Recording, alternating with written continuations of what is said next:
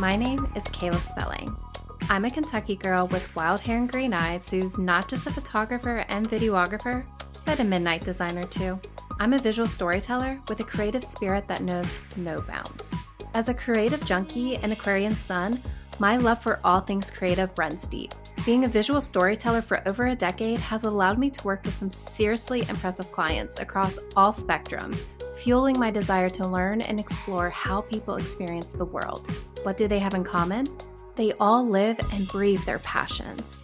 So, inspired by their experiences, I launched a podcast to hear theirs and other stories on how they broke the 9-to-5 mold and pursued their true purpose in life. My goal is to empower listeners with knowledge and inspire them to live their most authentic and fulfilling life by following their passions. Join me on a journey where we'll explore spiritualism, consciousness, writing, culinary arts, tattooing, music, travel, media, and so much more. As an Aquarius, I know that I'm full of surprises, but one thing's for sure. We're in for a crazy journey into this world of creative junk.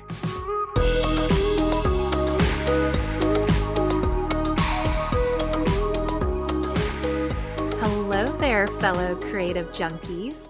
Get ready to be inspired as we embark on a magical journey through some seriously extraordinary individuals who are following their passions.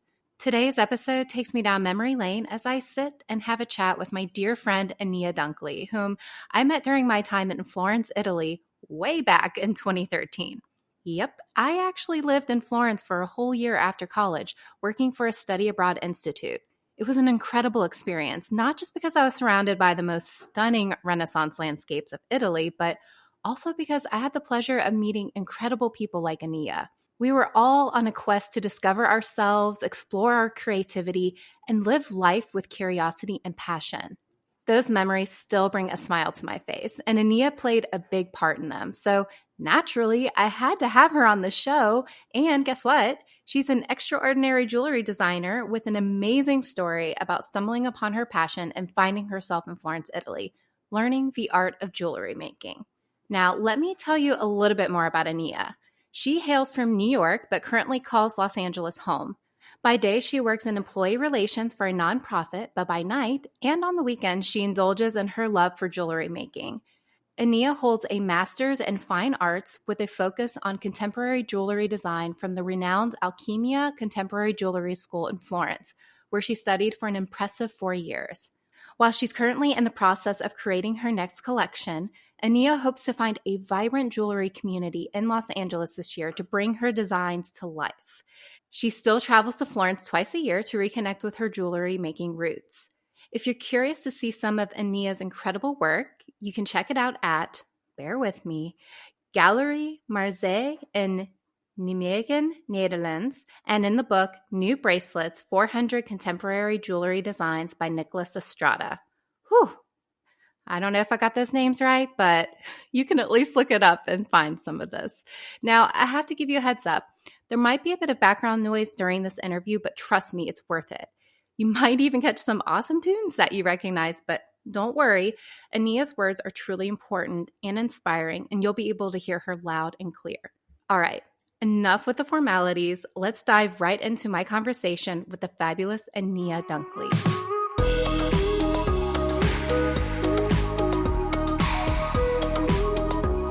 To get us kicked off, again, thank you so much for hopping in and doing this. I just wanted to tell you that, so first of all, to let listeners know, we met, which I can't believe it's been 10 years.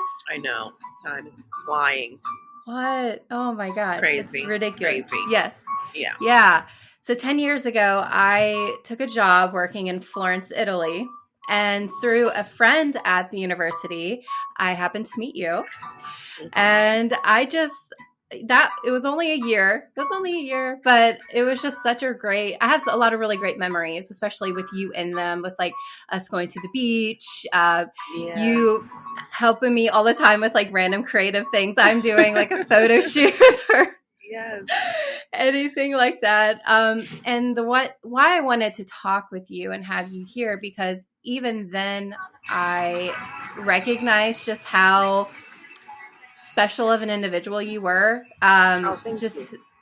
Yeah, just hearing your story, what you're going to talk about, already like pursuing one part of your life for a while and then really realizing that that wasn't authentic really to you and not true to yourself, and being cognizant of that and making that change for yourself and exploring that and then finding what you're truly passionate about, even at that time, was really inspiring. And it always stuck with me to know that I should always, from here, from my heart, let that guide me with what is it that fuels my passion and fuel my fire. That's how to live, and that's how to work too. So Absolutely. um, yeah. So I'm sorry to ramble on, but I just wanted to put that out there because yeah, you're just very inspiring.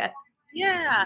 Thank you. No, I mean, listen, that was a really special time. That year was a really special time also for me because I was pretty new. What year was that? Was that 2013. 2013? Yeah, so that was like the Yeah. first year that I arrived in Florence as well. And I was at a really strange place in my life because, like you said, I'm a lawyer and I was practicing law for many years up until that point and had just really depleted all of the things that you really need to, be happy, to feel fulfilled in your work, in your life. And I was just like at a crossroads in my life prior to moving to Italy. And Italy kind of came, it's interesting because I always wanted to go and experience Italy and live there. Um, but I had never connected doing that with a passion or with something that I was Same. interested in. I just thought, yeah, it'd be great to go and live here. And so when the opportunity presented itself for me to study jewelry design there, I thought, this is it. Like this is this is magic. This is that sweet spot. This is maybe what I was looking for and had not even realized up until that point. And certainly how I fell into just the whole idea of the creative side of my life, I just kind of stumbled upon, but in intentional ways. Um, but it was still a surprise, if that makes sense. I didn't go out looking to, oh, let me figure out where I want to pursue my creative energies. I just started doing the things that I loved, and at that time it was really escaping my job as an attorney. I was working at a pretty big law firm and was like found myself in my office one day just crying with the door closed and realizing um, how unfulfilled and just generally unhappy. I never like to use the word depressed because I know that a lot of people really suffer with depression, and I never want Yeah. to minimize it by saying, oh, I was depressed at that point. I mean, certainly there were aspects of it that really felt that way, but I knew that I could get myself out of it. I just had to figure out new opportunities for myself. And I started just exploring through travel because that was something that I was passionate about. And one thing led to another in South America, and I, found this pink tourmaline stone, and I said, "Oh, now I have to figure out how to put it in a proper setting because they had put it in a really bad setting, and the stone fell out immediately." So I made a point of finding someone to help me set this stone properly, and I found this woman, a beautiful woman, Fabiana Gadano, who is a contemporary jewelry artist based in Argentina in Buenos Aires.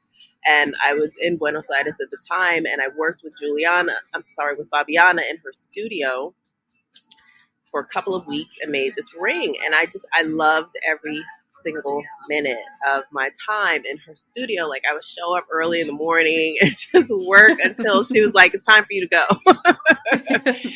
And I just loved it so much.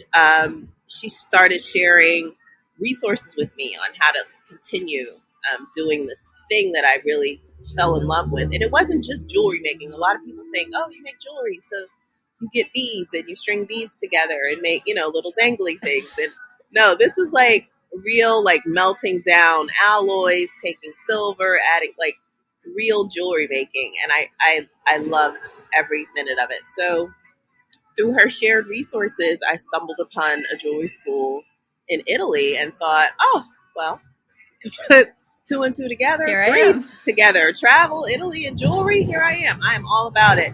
And at first, I actually really just thought it was just going to be a year, right? And Yeah. I would return to my old life because I had invested all this time in my, learning how to become a lawyer and had spent so many Yeah. years doing all those things related to law. So I just really thought that this was going to be more like a sabbatical. I met you. I met so many beautiful people we were kind of all there for similar reasons and Yeah. in some way, like just that Yeah. experience and just wanting to explore our creativity a little bit more. And Florence was really just such the perfect place for that Yeah. it really felt magical. And listen, one year led to another, and I really just returned. I tell people I officially returned to the States last year. I had not planned on being there that long, but as many people do, they find love. They find, they just get so connected to the quality of life and just the ability to continue pursuing what made me happy. Um, and Yeah. that at the time was making jewelry. It still makes me happy, but I have to find a space for that here back in the States. Life is very different, as you know. Yeah. Oh, So yeah. yeah, just finding opportunities to explore art and all of the things in Florence was just like one of the best experiences of my life. So yeah, Absolutely. yeah. Yeah. And can you so sorry, hold on. I had like I had a thought and then it literally went That's my life every day. yeah, seriously. I'm like, come on, what was that? Shit. Right. Uh Yeah, no, and well, just definitely, I 1,000% agree with you about it.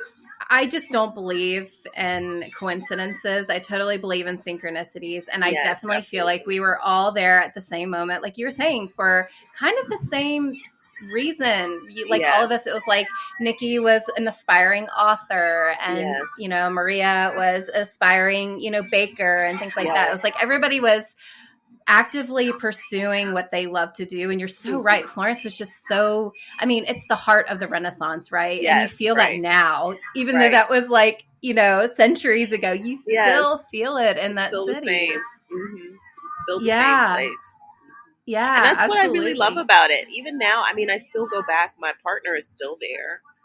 So I do go back twice a year, and it really Okay. is nothing changes.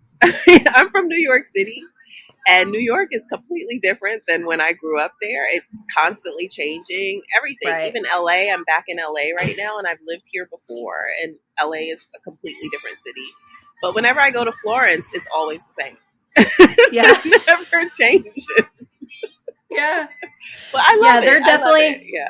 Yeah, they're definitely not going to be tearing down like any No, roads. You know what I mean? Like no. they're just going to Yes. keep it It's the going to stay same. exactly the way that it's been for all of the years. Yes, absolutely. Well, and when you were talking to, I thought it was really interesting how, like, with jewelry making, like, that wasn't even a thing for you, like, in your brain, but it's just like, again, synchronicities, right? It's like you found this beautiful stone, and then you're like, well, crap, it's like falling out of its fastening. How do I fix this? And it was just like one thing led to another, Led and to then suddenly you're another. like, whoop, here we Yep. are. Here's my Yeah. passion. Yeah, and it's interesting because I have artists in my family. So as a child, I would explore more with clay as a medium. I really loved creating Interesting. models and clay. And my aunt, who is an artist, um, and at the time was an art director for a university in the States, was really trying to push me to make these little clay things. And I was like, no, I don't want to do it. Like when somebody's pushing you to do something, it's like, no, no, no, Right. leave me alone. And so I Yeah. just never really thought about pursuing art seriously and still hadn't, even at the moment that I went to Italy. It wasn't like a real thought, but that this is something that I will actually do. I just knew that I enjoyed it and that I wanted to Yeah. explore it a little more. And it just opened up so many opportunities and just meeting all of these people from all over the world who created jewelry or who were somehow connected to art and jewelry and And it was just also the idea that jewelry in my mind is just like creating small little sculptures, but in metal. And so, in many ways, I felt like I was picking up on that thing that I loved to do as a kid, like creating these little pieces, but using a different material. And so that, I made that connection later on in life. Like, wow, this is actually really like small pieces of art. And I've always loved working in small scale pieces of art. So, yeah, it ended up making sense. You make these connections, sometimes they come later in life. Well, hello there. I know this convo is super interesting, but let's take a quick break. Here's a special message from our awesome sponsor. Experience pure magic and rejuvenation with Wicked Obscura, a women-owned apothecary and candle shop in Covington, Kentucky. As one of the owners of this company, I can assure you that we believe in the power of nature and spiritual well-being, which we infuse in every handmade item that we offer. Our candle selection, made of coconut soy and infused with herbs and crystals, give off an unforgettable scent while promoting a peaceful atmosphere. With wood wicks and 100% safe ingredients, our candles provide a touch of magic in every home. Don't miss out on this special offer. Use code CreativelyWicked at checkout to snag 15% off your next purchase and experience the true essence and light of Wicked Obscura. Start shopping now at wickedobscura.com. Use code CreativelyWicked at checkout to snag that 15% off.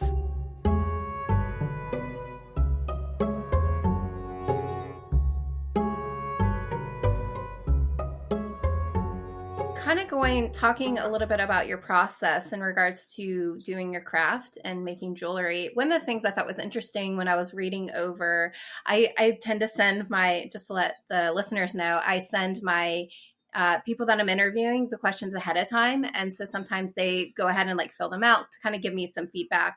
And one of the things that I really thought was interesting that you said was yes, it's creative, but there's also it's methodical. There's a method and almost science mixed with, Yes, it's kind of like alchemy in my brain. Yeah.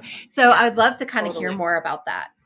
Yeah, so that's also really an interesting aspect of it. I think what really draws me to jewelry making is that it's different from a lot of other mediums in terms of visual art because it does require math, which has never been my strong suit, but it's definitely something you need to understand.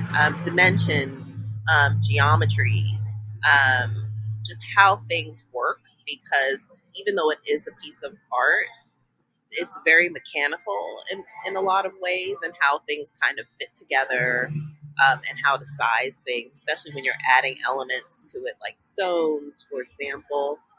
And also just creating the alloys that you want, whether you're using gold or silver, just understanding, what the percentage is, what that alloy looks like. Are you using copper? Are you using some other type of metal to create that final product? So there are so many other aspects to it. You don't just sit down and make a piece of jewelry. You have to actually really plan it out.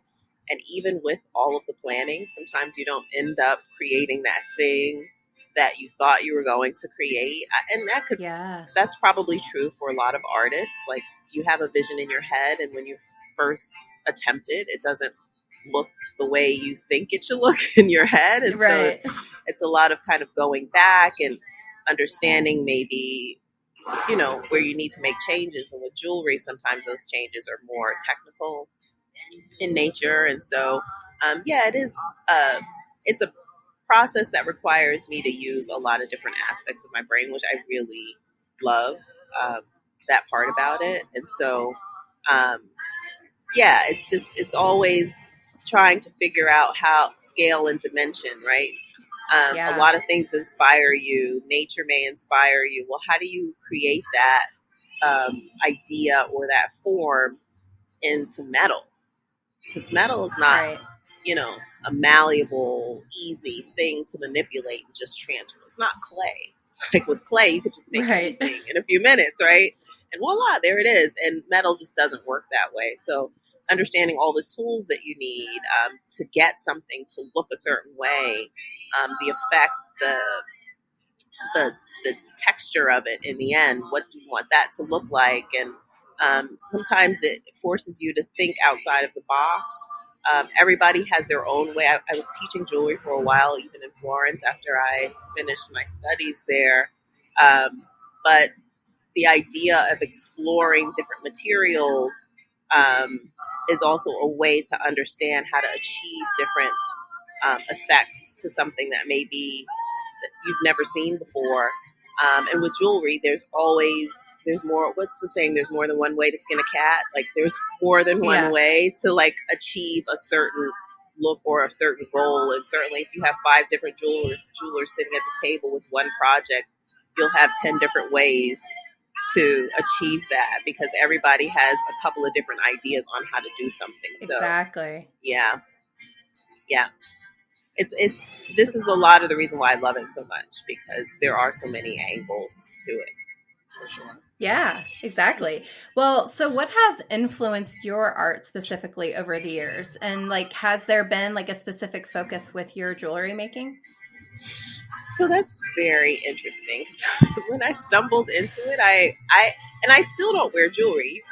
You know, right now I just put on a few rings just because I made them, and I thought maybe she might want to see something that I made. But I rarely wear jewelry. I just That's and it's hilarious. I love it. I just don't really wear it. So in my mind, it was always just kind of like, you know, in the beginning, I think you have an idea of what you think you like.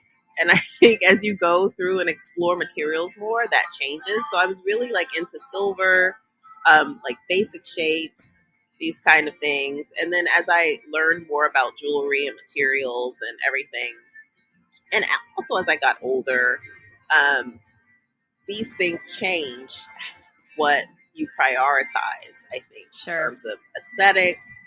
So for me, I learned that I really love gold now.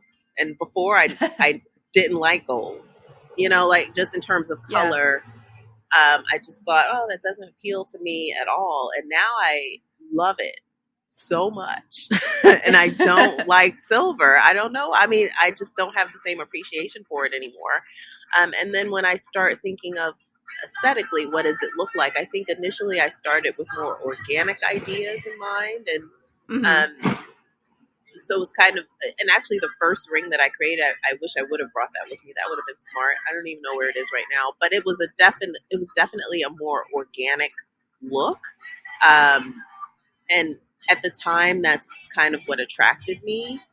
Also, organic materials combined with metal, so like wood and gold, like these things Oh were, yeah. yeah, very inspiring for me, and they still are. But now I create pieces that are fun. I like to think of them as fun. They're big, but in a fun way. And maybe if you looked at it, you would think, "Oh, that's not so big." But in my mind, it's chunky. Like when I think of a piece of gold, gold typically is not very chunky because of the weight and because of the price, and so you usually find gold in more delicate pieces. But I like fun, chunky pieces, so I'm trying to figure out ways to create the size and dimension that I want in gold, and so that's what appeals to me more. Like still kind of keeping a simple design, but using materials that I love and creating them in ways that are wearable. Also, because gold is so heavy, sometimes if you're making pieces that are big in gold, it's just too heavy, like for your ears, for example, or your hands. Um, and so, just trying to understand how to create lighter pieces that are still like solid gold to me. Like I prefer solid gold than gold plated pieces, for example. So, just understanding how to make the things that I want in the volume and size that I want. So. Tell me about a project that you are most proud of. Because I know we all have like at least that one where, or maybe it was like even early on, it was like, oh my God, I like was able to finish this one thing, that it took me forever to figure out or. Yeah, I think the project for me was my graduation project. So I went to a jewelry school in Florence called Alchemia, contemporary jewelry design, and they offer some bachelor's programs. I really wanted the master's at that point. I was already a lawyer, so I just felt like, I might as well just get an MFA while I'm here since I'm not leaving. Yeah. um, and so for my graduation project, I was working with wood because I really, they encourage you to work with materials that you probably won't work with as a designer, because it's like really your chance to explore a material, and do something um, different that you likely won't do again, right? And so with wood, I had created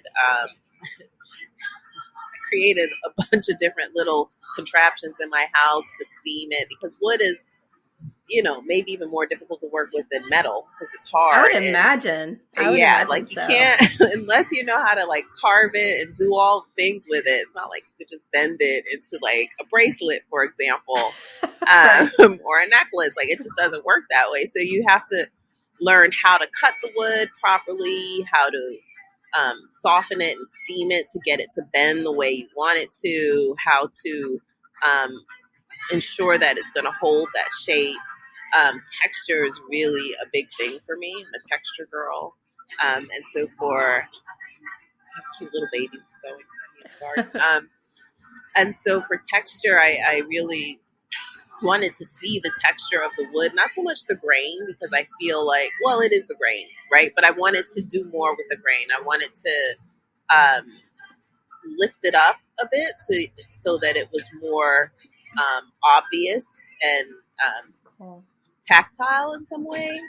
And so I I had to buy a sand machine. Like I bought so much equipment for this project. I created this whole like steaming thing out of wood, to steam the wood to get it to soften and turn. I was like cutting really thin pieces of the wood, and then sandblasting it really hard to push through the soft parts of the wood so that it created Wow. this waffle like material, and then was able to bend it. And then I learned different ways to color the wood so that I could either get like there's ways to bleach wood so it becomes really white, and make it really dark. So that I think was my favorite project in terms of just exploring a material and figuring out ways to take it from just a block of wood to something very beautiful and elegant.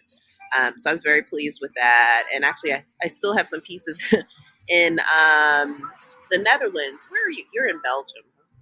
I'm in Belgium. Hey, the Netherlands isn't that far. Yeah, because some of my pieces are still at Marseille Gallery in the Netherlands. She's a huge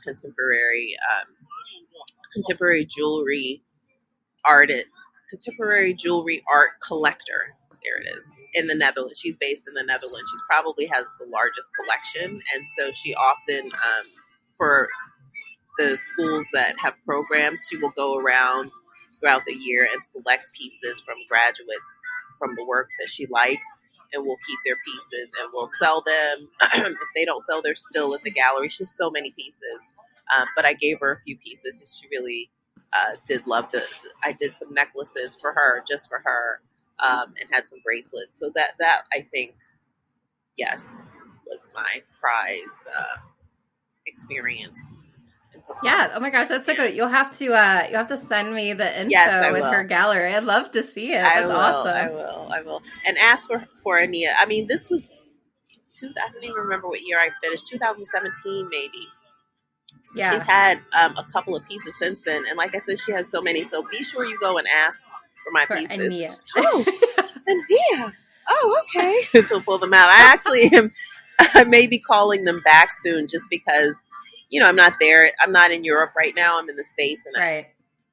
they're like your pieces become your children in many ways. And it's like I don't know Oh that I like yeah. my children living all the way in Europe, and I'm back in Yeah. the States. I want my kids closer to me. So we'll see. But they'll stay there for a little while, just because she's Marseille and she's world famous. It's nice to have a few pieces in her gallery in her space. So Yeah. yeah. So are you planning on, are you staying in the States? I know that you say you go kind of back and forth periodically. I do.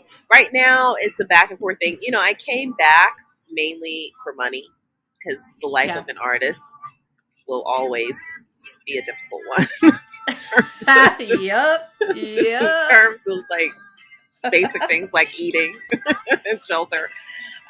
Pretty much And like every person I've talked to on this yes, podcast, that's it. It's like, yeah, the money part, you the know? money part always hits you. And I was fortunate because I was practicing law before, so Yeah. I had money saved up, and also the government helped fund my education there because I was a JAG officer, so I got the GI Bill, and that's Oh, actually that's how I was right. able to pay for school, and they paid for my rent or whatever. I got a stipend every month, so for 4 years this was great. But then after that, That's amazing. Yeah. yeah, for the next 6 years, I was on my own. This was really pulling out of my savings, working here and there, but not enough to really sustain myself. So finally, I said, I have to go back home. I have to go back and do the work that, I love law. I went into law for a reason.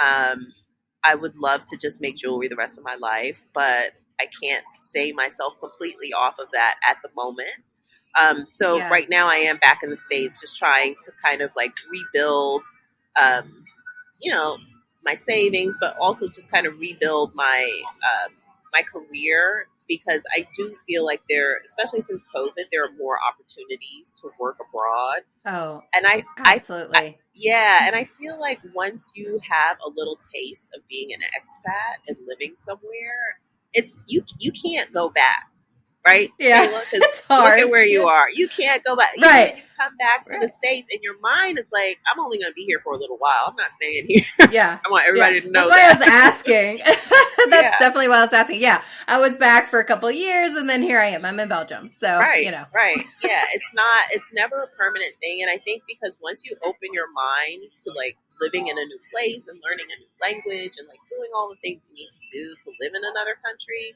you can never yeah. go back to just being, the good American, right? Like, I'll stay here forever and love my country. Yeah. America's great, but there's so many other places that I could be, and I know Yeah. that I know I could do it because I've already done it. And I will likely go back to Italy because, my heart is there. So this is a Yeah. temporary thing. I just need to figure out how to create that new opportunity for me to go back. And also while I'm here, I'm still trying to figure out how to create that opportunity for me to bring my jewelry practice um, here with me. I have a lot of my tools and everything, but the costs are a lot higher here, and so even just finding Yeah. the right space, because it's not just beading things together. Like, I need real equipment, Right. I need a space to put it in, and so that becomes a thing. But this is not permanent. I'm not going to be here forever, and this I know for sure. So yeah, I'll be returning at some point. I just don't know when. Yeah. Well, and Yeah. you like briefly kind of talked about this in the beginning, but I like that you're making a point to say, like, for example, like the jewelry making you're doing, it's not just the like beading, which that's fine. Like whoever does that, that's Yes, great. Like that's an absolutely. amazing passion to have. I'm not Absolutely. discrediting that, but like with you, Not you're at like all. actually making like the It's a banding different and like the process. soldering and yeah. Absolutely. It's a completely different process. And yes, I'm not knocking that at all. I mean, it would be great if I could do all the things that I love at home, and people who do like beading and this type of work make really beautiful pieces as well too. I mean, we've had some designers who Oh yeah. have brought that technique to our school and have tried to, pull those two together. But there's a lot of beautiful work out there. It's just that the type of work I do, it's not that simple, and I do need a fire, like serious fire. Yeah. I need a lot of loud equipment, hammers, banging, do, do, do, do. And this Bring is me a not torch. right, exactly. This is not something you can do in your kitchen. Yeah. Although some people do, it's not something you should do in your kitchen. I should say that. So yeah. Yeah. Oh my God, that's hilarious. Yeah. Well, are there any specific designers that you could like share with our listeners that have inspired you that like maybe they could also check out? There are so many. I think that, and it's really interesting because I don't know that. So there is Lean. I always am afraid of mispronouncing names, but I believe it's Lean Heyne or Hain, Heyne. Beautiful designs. And when I look at those designs, they really capture a lot of what I try to create in my own work. Um, there's the use of gold often, but there's a tension that's applied in how the gold kind of holds the stones. And I'm so fascinated by their work. And also, um, there is a woman here in LA, um, uh, Harwell Godfrey, I believe, is her. She uses her last name, Harwell Godfrey. And I'll have to double check that, Kayla. But her pieces are really magical because they have like some elements of like Aztec design, but also very current pieces. So it's like a combination of very indigenous art. You can see indigenous art in her work, but also it looks very contemporary and very now in many ways. And I really love her combination of technique and design there. There are also people who I've worked with through my school, Alchemia, that I really love their work. When you, I wish I was better prepared because there are a list of people. I'm just thinking all the people in my head. Lavinia Rossetti. I worked with her at Alchemia, but I really love her pieces because she does a lot of connection pieces, if that makes sense. So a lot of her pieces are just repetitive elements over and over again, but she'll make like really beautiful necklaces with just like the same core pieces in her work. And I really love that aspect of her designs. Those are like a few of many. But I'll have to share a list of them maybe separate from this with just some of the places where you can find some of their designs. Yes. And Fabiana Gadano, the woman, sorry, just one more nod to her. No, go ahead. Yeah. Fabiana Gadano is the woman who kind of opened up this world to me. What I really love about her pieces is that she uses recycled plastic, and transforms it into ways that like when you look at it, it's mesmerizing. Like it's so light and beautiful, the colors that she uses, and that's really become her thing. And when I met her, I think she was just exploring that material. And now she's just elevated to a place where I really admire the work that she does. And then Babette, I was going to mess up her last name, even though she's one of my dearest friends.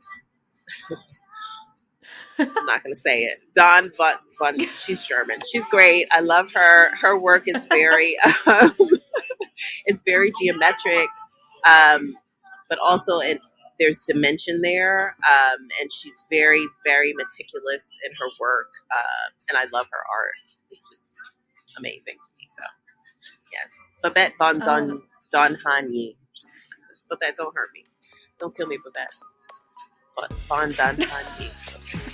We still love you. Yes. Love you. Guess what? It's that time again. Time to pause for a moment and listen to a special message from our incredible sponsor. Divinely selected places have secrets and mysteries within them that cannot be explained, manifesting as hauntings, spectral entities, and supernatural energies, and are all found around the world in the most obscure corners. Unveil the best-kept secrets of the world with Mysterious Adventures Tours. Immerse yourself in the mystical explorations of curated travel experiences, handpicked by passionate ambassadors and guides. Brace yourself for an unforgettable journey that promises to carve out memories like no other. Satisfy your wanderlust by visiting mysteriousAdventurestours.com to learn more about their future tours. It's time to tour the mystery and embark on an enigmatic odyssey that will leave you spellbound.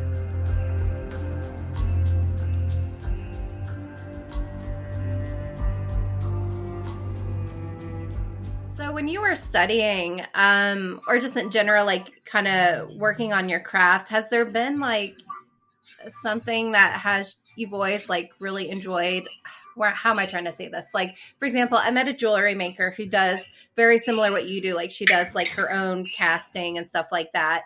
And she was brought up Native American, like from that, and so obviously that influences her jewelry, but also when she spent time in Venice, Venice is her favorite city. And so that obviously being there and being in like that whole Renaissance of Venice inspired a lot of her jewelry that has come out. And she kind of intertwines the both, which is really cool.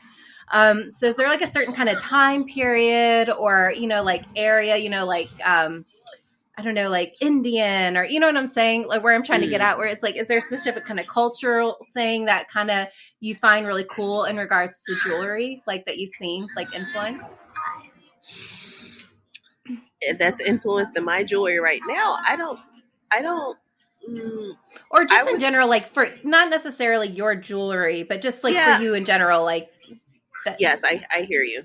I would say the Baroque period because there's something about like this kind of flash and like just like over the topness that I really love about jewelry. So it's interesting. I don't know that anybody would ever look at my jewelry and think that, but that is definitely a lot of where I draw my inspiration from, and also just kind of like this era of royalty Yeah. because there's just something lush about it that really inspires me. And so this collection that I've done recently with gold and onyx has like some elements of this. Like these, I don't know if you can even see these. I'll have to maybe send you pictures of them. It's kind of like, you Yeah. know what I could do? Like send you pictures of them and then also send you the photos of the things that inspired me to make them. But it really Yes. does I would come love from that. like this period of just like, Yeah. and it's harder to see where my camera is right now. Like this is probably not the Oh, best yeah. one. Maybe this one is better because it has like it's onyx, right? So it's like this dark jewelry that they used to wear. Not Yeah. onyx, jet was jewelry that they used to wear a lot in a certain period of time. But like these Mm-hmm. cuts, but Oh, then yeah. laid out in just a very simple gold base. But so there's a little bit Mm-hmm. of flash and flare on the top, but then it also looks very simple. But then the shape of the stone is also very unusual. So it's like a balance of things. You know, it's simple and not simple at the same time. It's flashy and not like the stone itself is highly polished, but the gold is matte. So Oh, it's yeah. like a flat metal. It's not shiny, and I really love Yeah. matte gold, but with a very shiny stone. So there's contrast all around, and even the rim, the outside of the stone is shiny where you can't see it as much. I should have polished it before I left, but the rest of the gold is matte all around. So it's kind of playing on these elements. I actually that does come from a certain period. So I also really enjoy going to museums and Oh, yeah. looking at, and especially in Italy, you see a lot of the Etruscan art Yeah. um, from so many centuries ago, and just kind of understanding the shapes and forms that they used. And that's something that they really that we learned in school too. You know, like there's so many places to source ideas, and nothing is new. That's something that I learned in school. Like everybody's done something before. You're just recreating it and putting your own voice to it in some Yeah. way. Oh, I love And that. so, yeah, so that's really that's something that's inspiring, because you never really want to copy anybody else's work, but the truth is most things have already been done before. So how do you make Right. yours unique, and how do you build off of history of how do you um, take the work of the masters, I guess, and create your own little version of it. So yeah, Yeah, exactly. And that is such a common problem for artists, right? Because it's like we're inspired by something, definitely. But you're right. It's like absolutely, how can we be more authentic with that, like right, with ourselves and with what we're creating? exactly, yeah, So this is a question I like to ask at the end of the interview, because it's important. It's important for people listening out there. what what would be some advice or inspiration regarding picking up like a hobby or tapping into like a passion project? Like what could you say to somebody who's kind of, maybe they're in their office, right? They're in their office and they've just had a breakdown, or they've had a bad day, and having kind of that moment of, maybe I should do something else with my life. Like what kind of advice could you give someone with that? Even if it's just picking up a hobby, it's not saying you have to change your career by any means, but Mm-hmm. doing something that you're passionate about, I guess. Yeah, I mean, I think it's important to remember that, like, I think we mentioned this earlier, that everything kind of happens for a reason, or the way that it was supposed to in some way. Sometimes I think we get so fixated on trying to create something that we believe is meant to be for us. And when it doesn't work, we take that as a sign of failure. Um, but understanding that, you know, life really presents certain opportunities, and sometimes you don't recognize the significance of those until much later in life, right? Like how one thing may Yeah. lead to another. It's not like I left my job thinking I'm going to go make jewelry, because I didn't even know that I would enjoy making jewelry at the time. Sometimes you just have to kind of listen to what is happening inside, right? As opposed to thinking externally about what might make you happy. In that moment of my life, I knew that the thing that would make me happy was just to get away, was just to travel and explore things that I had never done before. I had no idea that I was creating, a journey, or starting. It was like the first step of many to lead me down a path of finding something that I really enjoy doing. So, not being too hard on yourself when you thought that something is, at the time, interestingly, I thought I would go into culinary art, or into Oh, culinary school, because I really yeah. liked cooking and thought this is what I should do with my life. And at the time, I had applied for culinary school and didn't get accepted, and was really upset about, oh, why did I get into culinary school?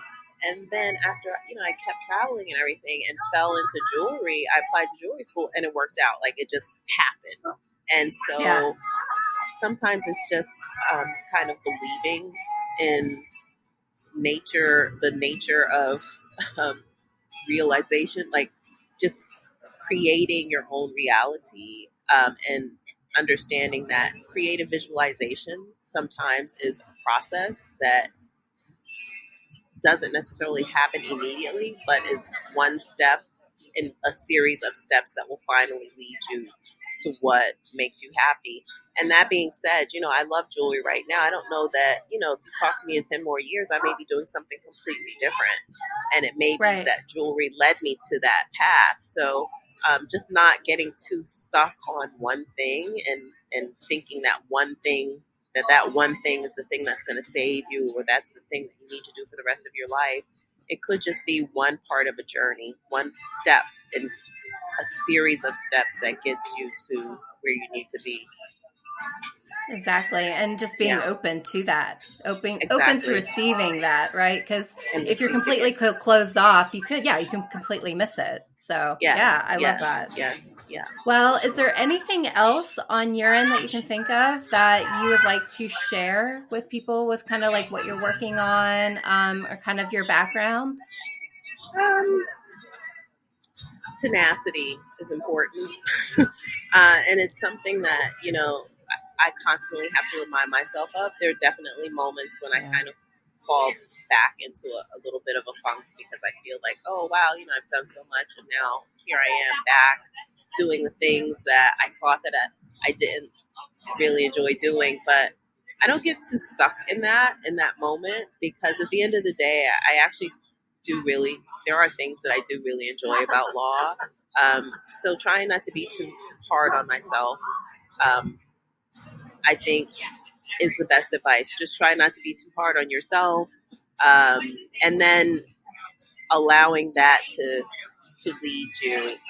My projects right now are to get myself situated so that I can start working on other projects, right? And so that's really where I'm putting most of my energy. I have so many ideas creatively about what I want to do with my jewelry work, but I can't get there until I've found the right space to do it in. So it's all a part of that process, right? It's the mental aspect of it. It's the not getting too caught up in the moment. And I'm still connected to so many of my jewelry friends who are experiencing the same things, like who've had to return to work, and you get stuck back in that routine, and then breaking out of that and saying, okay, I've been here before. Now I know how to get out of it, and I will. But creating those opportunities to get you to the next place. But before I can even really start thinking about the actual work, there are all these things that kind of lead me there. So my work right now is figuring out how to create that space for myself here in LA, and then I can start really getting back into my jewelry practice, which, jewelry is the one thing I can see myself doing until the day I die. Like if I'm 99, I can still myself hammering jewelry. I do not see myself practicing law at 99. You know what I mean? Like it's the one thing I will take with me to the grave. So that's the other thing, like knowing that it's always going to be a part of who I am. Just it's a little more freeing when I think of it that way. There's no timeline or deadline on it, but everything that I do is a part of the process and getting back to the bench ultimately. Yeah. Well, I'm definitely really excited to kind of keep up with you and see where your journey takes you. Because you just have had such an interesting journeys, plural. So it's really cool just to see now catching up where you are. And I'm excited to see, in a couple of years, kind of where that's taken where you. It goes. And, absolutely. Maybe it will take you over here to Belgium or the Netherlands again. That's what I was going to say. And how that eventually brings us back to the same place again. Because, that's the other thing. I would love it. Yeah, you meet all these people in your life. You connect with so many people, and you don't lose that connection, right? Here we are, how many years later? Exactly.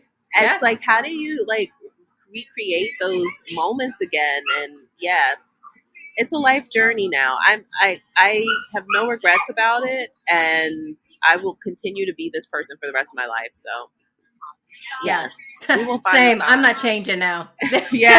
Too late. Exactly. Here I am. Well, yes. If you, when you do come back to Florence, let me know. Because sometime, hopefully we can sync up. Because obviously flying to Italy for me is not that far.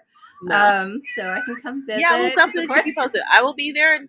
I'll be there in December. The one thing, Kayla, after you left, that I always remembered, how come I didn't go on her haunted tours? I've been dying to do these haunted tours, and every year I'm like, man, especially around Halloween, I'm like, I really wish I had Kayla's haunted tours. So you've got to come back, and we got to do the haunted tour together. How about that? Yeah, it doesn't, no matter what, it could be December during Christmas, I'll come and we'll do a haunted tour through Florence. Yes, amazing. Yes. I would love that. I gotta make sure it's super epic then, because you've been waiting for 10 years. Waiting a long time. And I remember some of the stories you would tell me, and so I would share those with some people, but now I just don't even really remember them anymore. I do remember something about it's the one by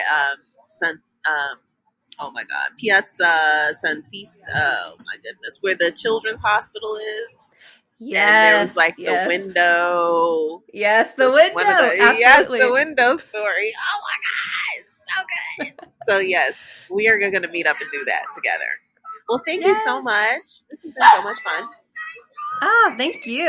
And seriously, I wish you all the best with what you're pursuing and working on. And I know that you're going to figure it out. It's going to come to you. You've already been super open with your intuition about that so far. Yeah. So I have no doubt that you'll be guided. And and I can't wait to see some of your work. So definitely Send me pictures. I'm going to put it in your show description for the podcast, and then people can actually like take a look at like some of the work that you've done. Oh, cool, cool, amazing. Yeah, and I'm really excited to see where this is going. So I know that I'm following you on Instagram. Are you on like a podcast?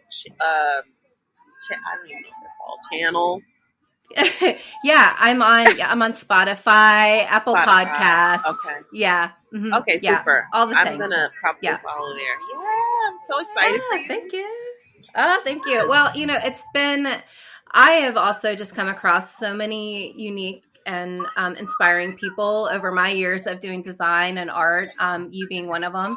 And everybody just has such an incredible story to tell with like how they got to where they are. And a lot of them have kind of broken free from that 9-to-5 and really decided to pursue whatever it is, creating their own business or just really going after their hobby. And so I just wanted to really inspire people just to, not that you have to quit your job, but just find something that can be your outlet, that you can just let your creativity flow in whatever it is. And it doesn't have to be art. I always bring this up, but like it could literally be pickleball or a sport. Like it doesn't have to be anything like super artsy, but just have something. Because I think that's so important, so crucial. Again, going back to authenticity, right? Being, absolutely. If you are. Absolutely. Agreed. Yes. Well, we will be in touch. I'll follow up with all the things that I mentioned, but we'll be in touch again. I'll let you know when I'm back in Florence or on my way to Florence or when I'm planning to be in Florence. How about that? All right. Awesome. Thank you so much, Aniya. You're welcome. Thanks, Kayla. Take care.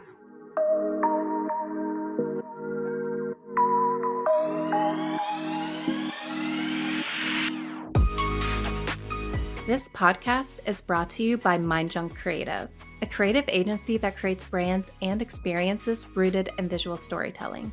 By exploring your mind junk Creative is able to tap in and explore all of your wild ideas that you may have viewed as throwaways and use them to create engaging stories and experiences for your brands.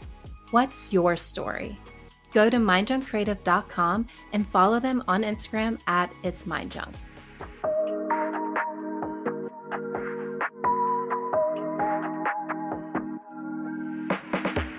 Shout out to the incredible Aniya for being an extraordinary guest on my podcast. I'm seriously pumped that you could join me and share your mind-blowing story. So thank you, Aniya. It was an absolute blast catching up with you. And let's not forget about that epic ghost tour we're planning in Florence. Don't worry, I'm going to go and we're totally going to take this tour. Don't forget to click those links in the episode description and show notes on our awesome website, creativejunkpodcast.com, so you can follow Aniya on social media and check out her website. And make sure to keep coming back to all of the latest updates from the super talented guests on Creative Junk. Trust me, you don't want to miss out. If you haven't subscribed yet, what are you waiting for? Find me on Apple Podcasts, Stitcher, Spotify, or any of your go-to platforms. And leave me a review and share it with your friends. I'll be forever grateful. Also, if you have any thoughts on today's episode or must-hear stories, hit me up at hello@creativejunkpodcast.com. You know that I love hearing from you all. Until next time, catch you later, folks.